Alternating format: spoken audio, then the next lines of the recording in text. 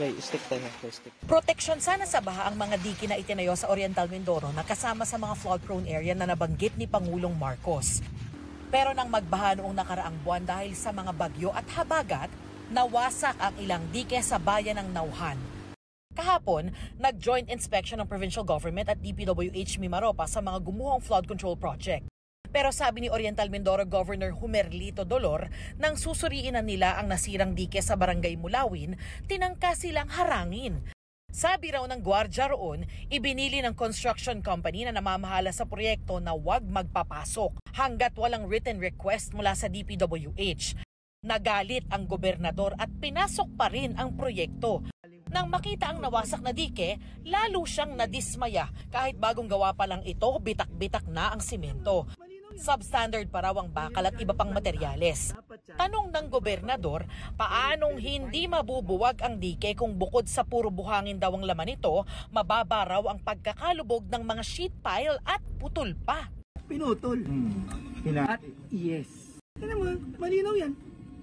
Kung yan ay galing planta, dapat yan, ang ibabaw, very, very fine ang pagkakap.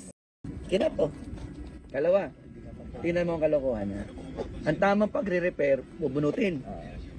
Saka babalik. Ano ang ginawa? Tinula. Tama ba yun?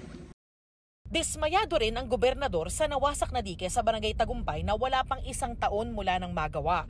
Sabi ni Dolor, manipis ang semento at iisa lang din daw ang nakita niyang bakal na pampatibay sa dike. Ayon kay Dolor, malaking peraan niya ang nalustay sa proyekto. Sa haba na ho ng aking nilalakbay dito, ako po'y lubos na nagpapasalamat. Dahil finally, nakakita ho ako ng isang bakal na inilagay.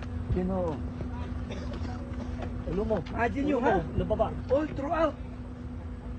Walang bakal, pero ito meron.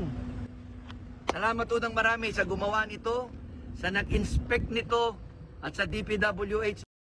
Sabi ng gobernador, walang kinalaman ng provincial government sa flood control projects dahil national government ang namamahala rito. Anya, kailangang managot sa batas ang mga contractor at iba pang may kinalaman sa mga pumalpak na proyekto. Sinusubukan pa ng GMA Integrated News sa kunin ang panig ng DPWH at ng mga construction company na nasa likod ng mga nasirang dike. Pero wala pa silang tugon sa ngayon. Para sa GMA Integrated News, Darlene Kai, Nakatutok, 24 Oras.